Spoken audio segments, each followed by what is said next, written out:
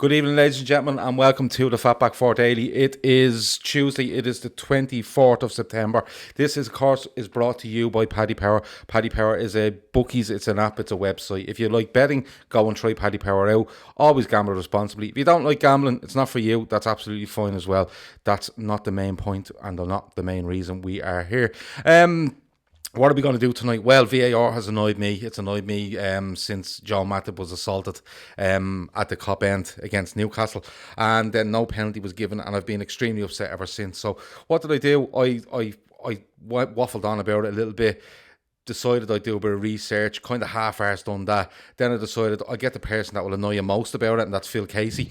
And then I got Paul Little, who's going to bring a little bit of reason to what's going on here tonight. Phil, how are you, my man? Super, mate. Super. Absolutely super. Good stuff. Paul, how are you? I'm very well. Thank you, Gav. Yeah, very well indeed. Good stuff. Paul, I'm super, Paul. I'm super. Good, Phil. I'm glad to hear that. I've already scored the first point. Oh, I'm not too sure. I haven't taken my pen and paper out yet to mark the score, so we'll have to see where it goes. But do you know what? I'm going to stay. I kind of know where Phil is going with VAR, and so what I'm going to do is I'm going to go to Paul first. And Paul, I'm going to set my stall out fairly early. Goal goes in, they review it for offsides, handballs, fouls, blah, blah, blah, blah, blah. They give the goal, they don't give the goal. Fine with that. Everything else absolutely confuses me to the point where I don't know why they didn't go to the rugby union and go, listen, how do you do that, lads? That's great. Let's take that and run with it. Does it annoy you as much as it annoys me, Paul? It does annoy me. I'm not a massive fan. Although I'm kind of a realist, I don't think it's going to be going away anytime soon. In fact, it's never going to go away, which is a shame. I'm sorry that it's come, but it's here, and I suppose we just got to deal with it and live with it. I'm not so concerned about things like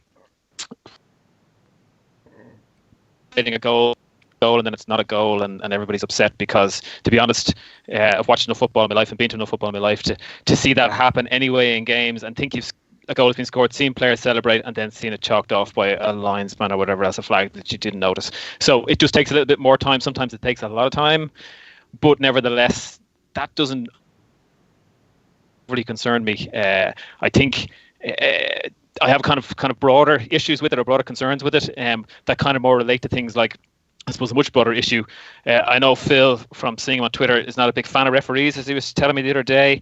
I think referees are critical, and it's not just about referees at the highest level. It's about referees everywhere and at every level. And I think one of my major, I suppose, elements of disquiet relates to the status of referees in general. I think that effectively what you're having is you've set up a system that tells you and tells everybody that referees aren't able to make decisions in games, and that we have to support them with something else that helps them make those decisions. And in fact, what's happening is a lot of them aren't making the decisions. Somebody else is making the decisions for them.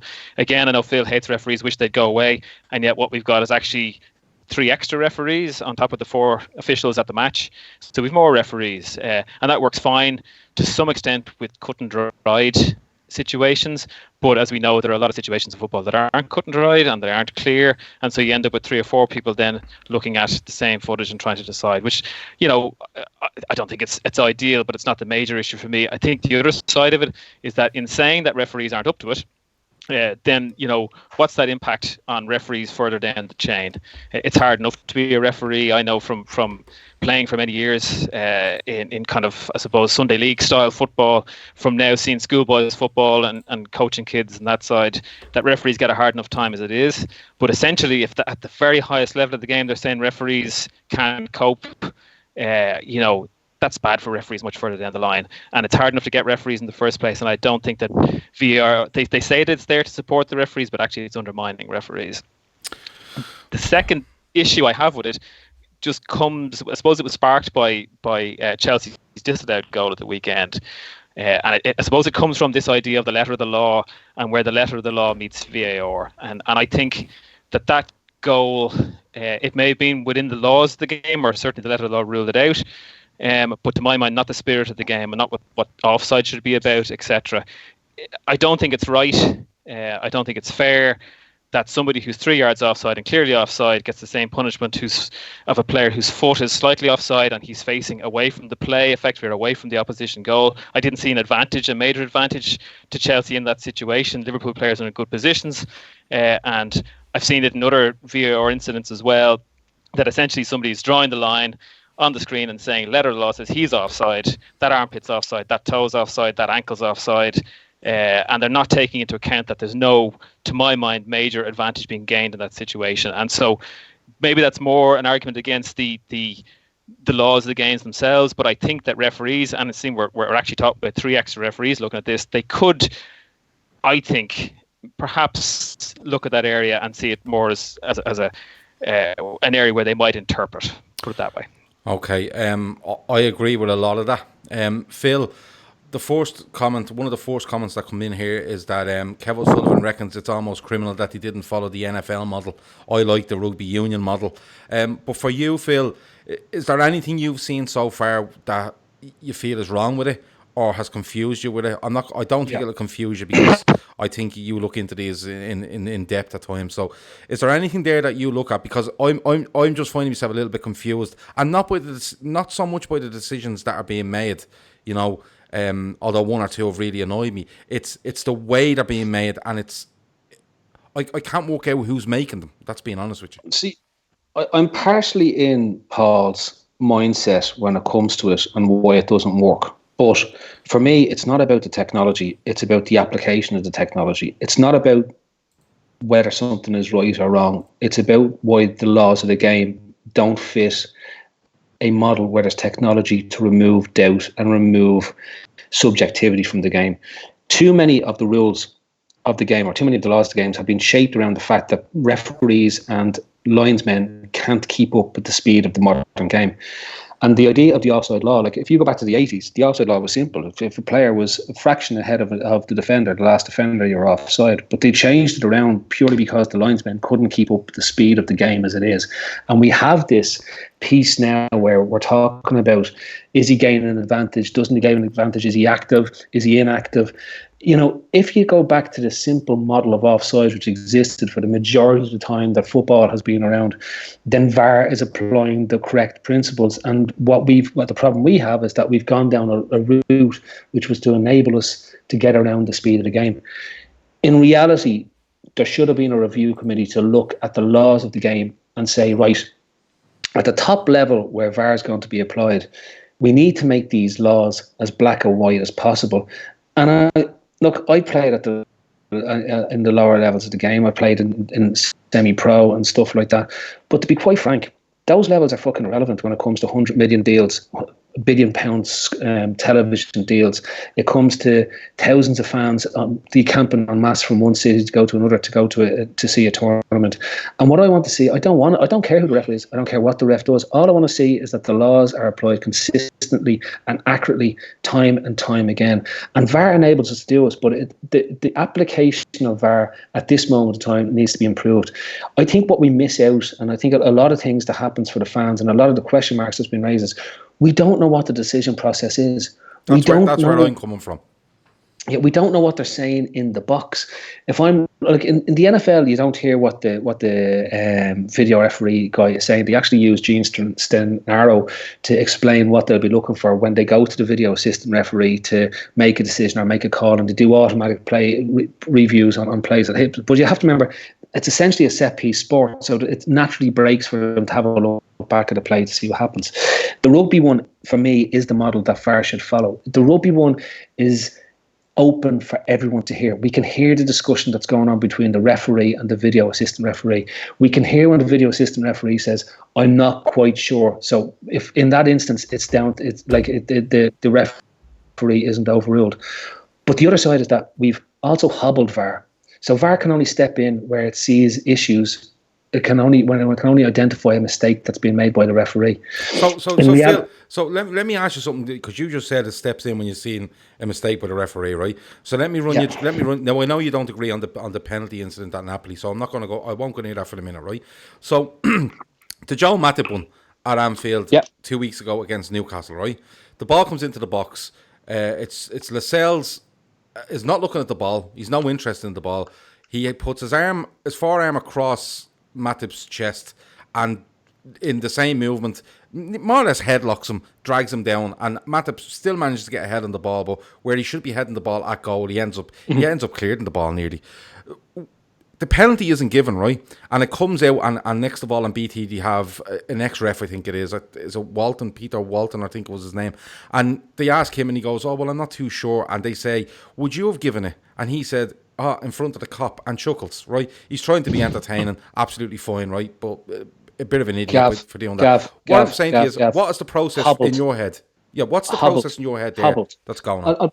For me anyway, because we have to wait for the referee to recognise a foul or some instance of taking place for VAR to look at it. The problem there you have is that if you think about this logically, if there's two linesmen on the pitch, one either side of the pitch, that incident happens and the ball breaks and one linesman doesn't see it, but the other linesman does see it and flags it, and the ref isn't aware of the second linesman that's flagging it. Now, just purely hypothetical, right? Yeah. And then he looks behind and he sees that the other linesman's flagging it. He'll blow the whistle and call the play back and ask the linesman what it was, right? The linesman says, the guy was pulled down in the box, it's a penalty. He'll point to the spot and he'll award the penalty kick, right? The VAR, in this instance, if it was empowered to advise a referee where he's missed a foul or missed a serious foul play or whatever you want to call it, right? That's a simple call into his ear. But again, I'll go back to the bit that it's this secrecy, it's this unknown as to we aren't hearing where it is. If you were watching the television and you hear the VAR on literally, if you hear the feed from the VAR into the referee, whatever it is, Kevin Friend, there was a pull on Matip in the box, that was a foul, sure call, it should actually be a penalty. Then he's been advised something that he can't see, and it's part of the natural part of the reason why the referee has linesmen and assistant referees, and they had the lads behind the goals and all, was because he can't see everything. He can't see every bit that's going on. Now, in the Matip instance, the referee should have seen it because it's right in front of his face. But at the same time, if he's not brave enough to make the call, the idea that you have somebody in a video booth who can say, that's a foul, that there was a foul in the box there, and this is the two players that are involved, and he can then go bring it back and point to the spot and give the penalty. And it's the right decision. Yeah. And you don't want me to talk about the Napoli decision, but for me, again, it's the right decision. It's a foul in the law, under the laws of the game at the moment, involves reckless. It involves the word reckless, and Andy Robertson in that moment was I'll get on to Andy Robertson for a minute, right? But Paul, I'll give you this incident as well, right? The way I seen it, I was in a pub in London watching this game, right? And I see the incident happen. Matip goes down. They show a replay fairly straight away, instantaneously, and I'm going, that's a penalty, and the ref doesn't give it, and then I'm thinking, well, VAR has to step in. After all that happens, Paul, and you're the one that have mentioned, like, there's a referee on the pitch, there's two on the side, there's one as a fourth official, there's three more in a box somewhere. We've more and more referees, but decisions aren't being made. When you looked at that, Paul, were you similar to me where you went, well, if the referee has seen it, he's made a clear and obvious error by not giving a penalty, and if he hasn't seen it, he needs the assistance from VAR that was put there to give him this assistance? Yeah, I think this is, I suppose, a bit what Phil was talking about, that there's an element of fudge about the whole thing. Because what I fear is what happened is that referees won't give things because they're hoping that somebody else would have spotted for them and then tell them that they should have seen it, and then they can make that decision then. To be honest, I mean, there was a better incident, I thought, at the weekend. I think it was at the weekend there with Socrates and a clear handball in the box that was seen by everybody, bar the referee. And I'm sure VAR must have seen it, that they could not see it, but the fact that they couldn't intervene or didn't intervene seems ludicrous, I suppose, which is part of the reason why I'd kind of a general feeling that, as I say, you undermine the referee on the field of play. And I think that if you're going to do VAR, then you do VAR for every single thing. You don't just do it for some things. Yeah. And you have consulted. They actually is a completely, that's good. I think we've lost Paul there for a second. But Phil, just going back to you, let's talk about the Robertson one. Yes, and anything that could potentially Sorry, there's Paul. have an impact on. Can you hear him, Gav? Yeah, I can hear. Can you hear me, Gav? Yeah. Yeah, I can. Yeah. Oh yeah. Sorry. Yeah. So carry on there. Yeah. Yeah. So Phil, just looking at the Robertson one, you're adamant that it's a penalty, okay? And I'm adamant it's not, because to be honest with you, I know Robertson puts a leg out there, but the leg is back. The leg is back in the original position, and the leg has nothing to do with where the player Callion goes and what he does. Surely the referee, all right, he gives the penalty, but is that not a stage then, Phil, where the referee says, I'm giving that penalty, can you just have a quick look at it just to confirm that I've got that correct? Is that not a logical thing to do in this situation? But can I say to you, in that instance, they're not go back to the empowering of the VAR, the empowering of the video assistant referee. Remove assistant referee, call them referees. In American football, there isn't a referee, they're all umpires. They've all got flags, and they can call fouls, they can call plays, and they can overrule each other and make a decision on the pitch as to what's going on. They have the video booth there to look at a play if they're not quite sure what happened on the pitch, or they need to confirm what's going on. The technology is there. It should be at the top end of the game, and there's too much money involved in the game today for it not to be used. I know myself, Paul, we're getting into a bit of a tit for tat on Twitter around putting microchips in shorts and footballs, but I'm actually all for it. Like to me, that's because you're fucking mad. No, but the quicker you remove humans from the referee, from football, the quicker we get the Boston Scientific robot lads who can do flips and jumps and turns and get kicked in the face, and us not have to worry about robots ever taking over the world. But the quicker you remove subjectivity from a referee's decision book or handbook or whatever way you want to look at it, right, the better we get fairer called games. Because think about it, you can't do that, Phil, because you're still, well, certainly not in the current system. If you're going to require 3 referees in a box to make a decision, then it's okay for offside, even though it's been shown that offside isn't necessarily clear cut, because they're drawing lines where cameras aren't in line and they're taking a bit of a guess, I guess. But also for just take that Andy Robertson situation, that wasn't cut and dried. And so I don't know whether those 3 guys would all agree or not. So you're not taking away, you can't take away the subjectivity out of everything in soccer. It just doesn't work that way. Yeah, look, I know where you're coming from there. Go on, Phil. Gav, for a start, I wouldn't have 3 guys. I wouldn't have 3 guys in a booth.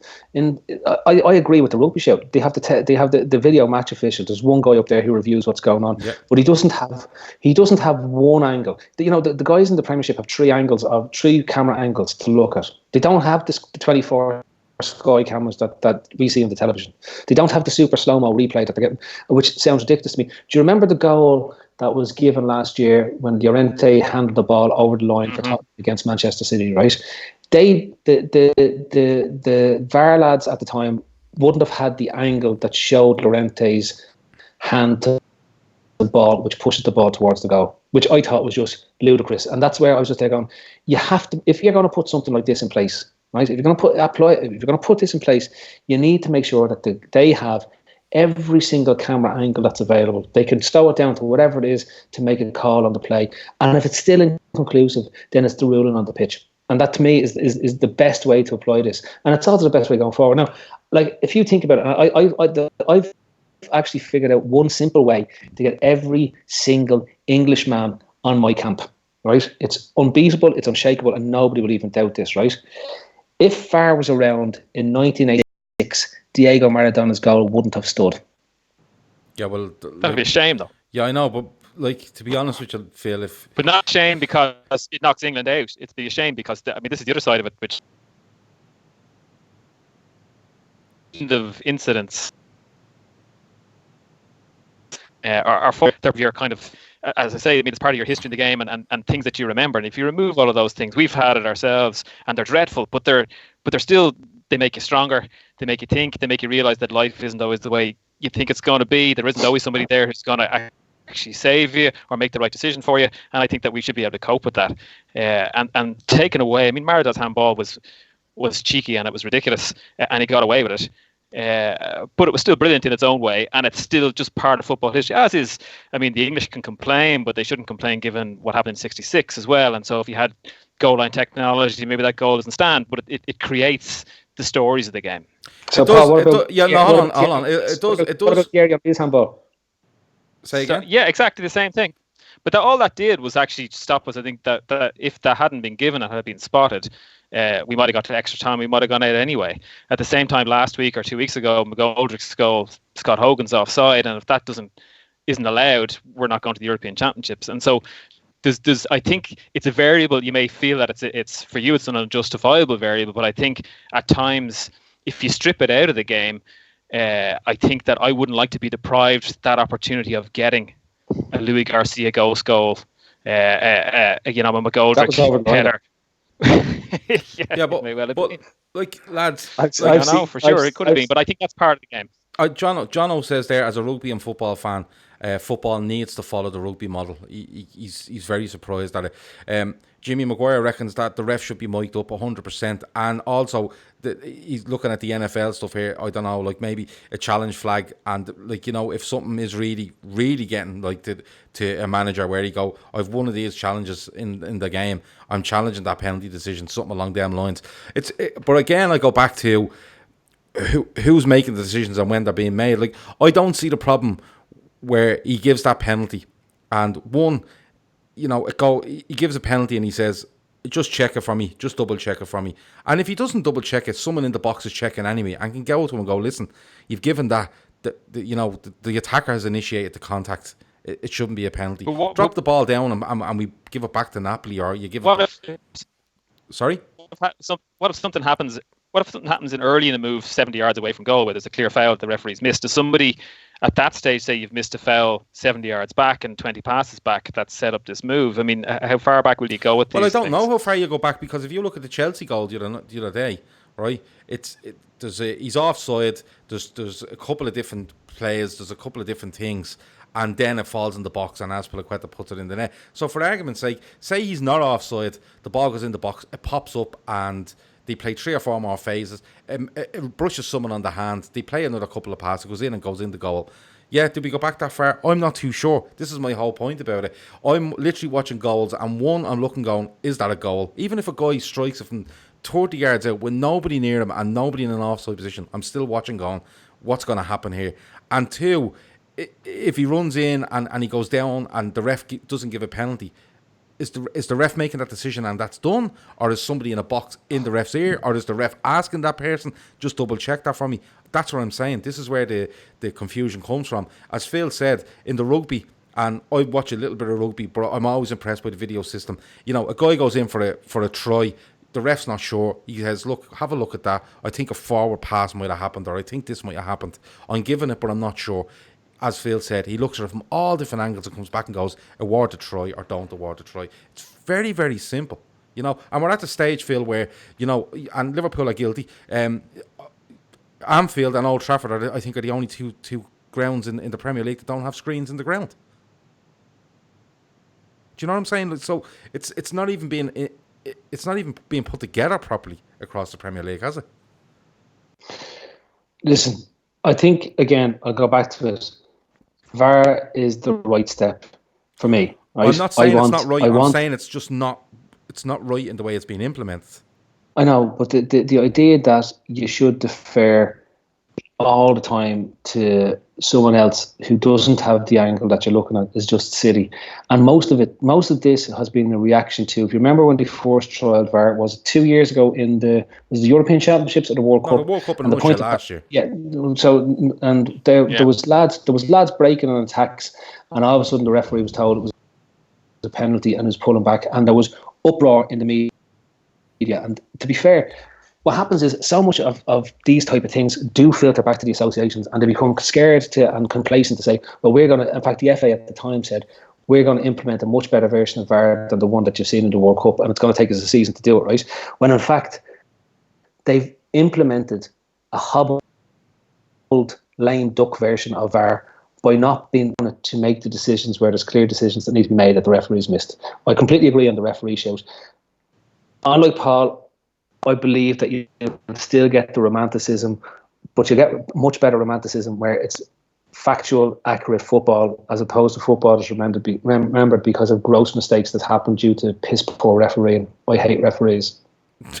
Come here, Kev O'Sullivan on the chat said it's still in its infancy.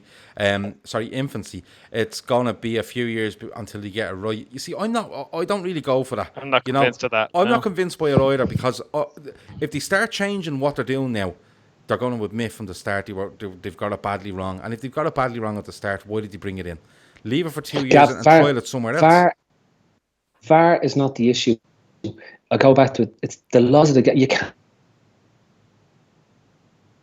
and retain the laws of the game that have been designed, that have been changed around for the last 5, 10, 15 years to make up for the fact that you didn't have this ability to check decisions that the referee couldn't make. So you brought in a lot of subjectivity. Like look at the hack of the offside rule as it stands, where a ball can be played over the top, say to Tammy Abraham, right, who's standing 5 yards offside, and he can run onto that ball.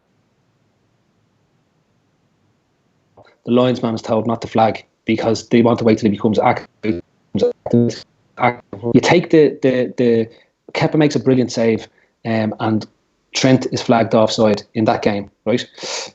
If Kepa doesn't make the brilliant save and the ball goes in, that's going to be awarded as a goal, because on review Trent is not going to be offside, and they would have looked at it again because it was a goal as opposed to a save, and the thing that goes on. So it's all those small. You have to, if you're going to implement something new, you have to make sure that the laws support what you're bringing in, and you update, reflect, change, revert laws to the abilities that you've now put in place that you didn't have before. So you can remove all the greyness and subjectivity, which was really just to cover over the top that the guys who are making decisions were shit and they shouldn't have been making them in the first place. Yeah, but not shit. Human. I think it's probably. Well, there you go.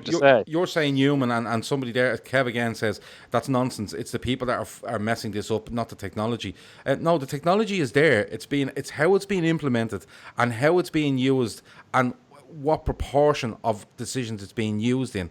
And I suppose the step-by-step stages that you would have in any decision.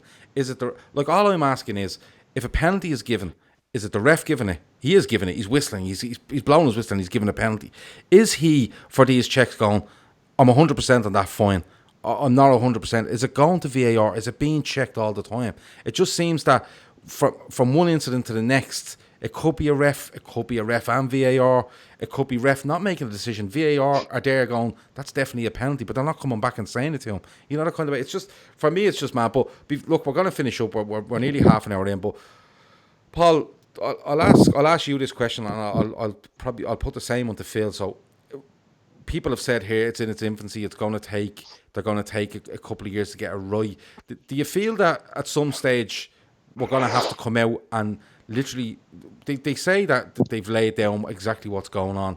I don't believe that. Do you feel that at some stage they're going to have to come out and say, no, this is what happens in a penalty incident that's given, not given, in a, any sort of incident that's given or not given? Are they going to have to explain exactly the procedures that go on?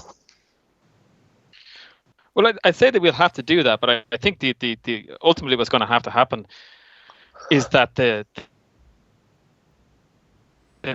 officials are going to have to be able to intervene at any point in the game and tell the referee what's going on. And then eventually what you probably have to do is just get rid of the referee and have a tannoy system where the VAR guys can blow a gigantic electronic whistle and everybody has to stop. I have to say, Phil would love that. I can't see, unless you bring in, as I think we're having this again, this argument with Phil, until you bring in an algorithm that's able to check every single incident, you cannot. Technology won't be the answer because people are still having to make decisions. So if people are having to make decisions, let the referee make the decision. Okay. Phil, for you, looking forward with this, and people will say, oh, this could have cost us this and this could have cost us that, you'll always hear the old adage, it levels itself out over the season. All I want to see, Phil, is that we know exactly when a penalty is given, for argument's sake. He's made that and he's gone to VAR, or I just want to know exactly the procedure. Do you feel that it can improve, Phil, and it will improve as time goes on? Well, for me anyway, referees. Paul, did you ever have Tommy Traynor referee a match for you? Do you know what, Phil, to be honest, I never knew any referee's name. I never concerned myself never referees, and it's been the same all the way through. I hate people knowing referees' names. That's the answer. Amazing. I fucking hate them for this reason. You got to deal with the same guys every week. And Tommy Trainer once booked me for wearing white boots. That's what he booked me for. He was right. He was right. When was this? He was probably right there. No, he said it serves you right for wearing white boots, and I'm giving you a yellow card. So that's what I was told, and that's from ever since that day. My hatred for referees stems from, because again, it's a subjective. Yeah, but that's a great story, though. You know, that's the kind of stuff you can take. You're telling it now. You know, I mean, that never happened. Prick. I fucking horse the ball in his head afterwards. Right. So Phil, anyway, do you feel that this can improve, or do you, in its current state, do you feel that it can improve, or do you feel it needs to be made? The procedures need to be made a lot more accessible to the game watching fans on television and in football grounds. I think football in general needs to remove the secrecy. And like, if a referee makes a wrong decision, he makes a wrong decision. If VAR gets a decision wrong, VAR gets a decision wrong. But there's no reason to have a secrecy. There's no reason why we shouldn't hear what the referee is saying or why he's making those decisions. It'll also shut the players up with their swearing at the referee, and it'll shut all that crap that's going on. The way I look at it is, VAR should be used for the positive. If it's empowered and given right, you'll kill diving from the game. The reason for it is that you can't afford to take a risk. If you dive in the box and VAR is empowered to say, no, it was a dive and not a penalty, it means that you're getting a yellow card for diving. If you put a guy down in the box, there's no place to hide. You can't do them. Martin Skrtel's career is over. Like, he literally, there isn't the single player that can put another player in the box because VAR is going to overrule it and give a penalty. Like, except Newcastle the other week there. But again, not empowered. I'm sure the lads in the box go, if he'd come up to us, we would have given a penalty there. Like, there's no. But that's the procedure, Phil. That's the point I'm trying to make. Like, Gav, if he's looking straight, hold on, if he's looking straight at that, Phil, right, and he decides it's not a penalty, it's a clear and obvious mistake he's made, okay, and he should be told that. If he's looking in and he can't quite see it, he should be in the ear of VAR saying, I seen a player going down. Can you just have a look at that for me? And they're 100% going to come back and say it's a fucking penalty, right? So all I can presume on this is that he's seen it, okay. He's decided it's not a penalty, okay. And he hasn't gone to nobody. That's the only conclusion you can come to on that. Would you rather Spider-Cam ref the match or Kevin Friend? That's all I'm saying. No. I would rather. I'm all for refereeing games, but the VAR is meant to be there to help them, and help is a two-way thing at times. You know what I mean? So he can go and say, I need help on that, or he can go, no, I'm 100% on it, and VAR can come back and go, yeah, confirmed, you're absolutely spot on. But look, Gav, I think it needs to be a lot more. Mic the referees up and let us hear what the conversations that are going on. Well, the argument you would get there, Phil, is that if you mic them up, there'd be players effing and blinding all over the television and kids are watching. There's a simple way to do that. You tell them all to get away from you, and if they don't, you send them off. Doesn't happen in rugby. Exactly. Doesn't happen in rugby, Gav. They're not, because of the way rugby players were always told to play, and you weren't allowed to speak to the referee. In football, unfortunately, we have this. Not just that. In rugby, two things happen. Talks, they're going straight to the sin bin. And like this is the type of thing that if FIFA and the FA are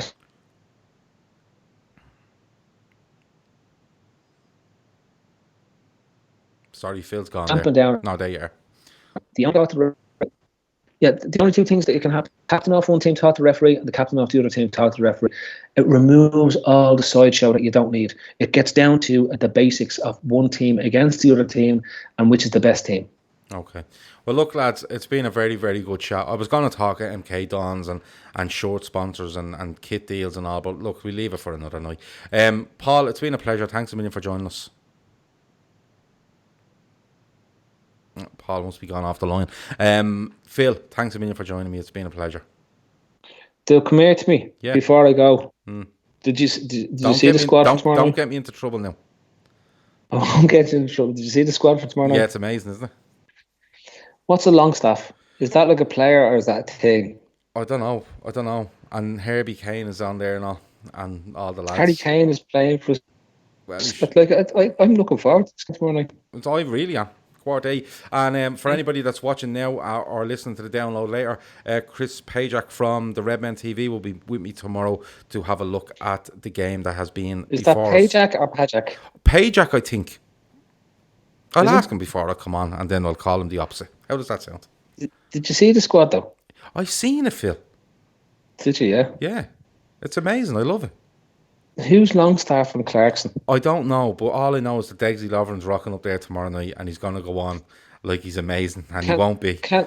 Will Paddy Power give us odds on who gets injured first tomorrow, Lallana or Keita, and what length of time of injury they'll have? I'm going to go Lallana. Minor niggle, 8 months. 8 months. Yeah. I'm going Lovren, broken rib. Right. Well, remember, Lovren got a twinge at Wolves and played the following week, I think, and then just disappeared off the face of the planet for about 14 weeks. Yeah, so I think Lovren breaks a rib, which goes into Keita's leg, and they have to cut Keita's leg off. Right. I can't see that happening, but I'll ask Ian from Paddy Power. And somehow Lallana's going to be out longer than the other two. Lallana will be out for 8 months from seeing the injury happen. Shock, yeah. Yeah, I'll go with that. Right, I'm going because this will get very weird very quickly. It usually does. Gav, me and you're involved. Are we not talking about Air Jordan, no? No, we won't. We leave Air Jordan and all the ramifications around that for another time, Phil. 23, Gav. 23. Yeah. 23. Okay. 23. Yeah, I get a bit worried when you just keep repeating numbers. It's like that Beatles song that just keeps going number 9, number 9, number 9. No. 23. Okay, I know, 23. Robbie Fowler. Right, I'm off. I'm out of here. Thanks for watching. Thanks for listening when you download. As I said, Chris Pajak from Red Men will be with me tomorrow night from 10 p.m. All things going well and we don't end up doing what Spurs done and goes to penalties. And if we do, hopefully we don't do what Spurs done and lost.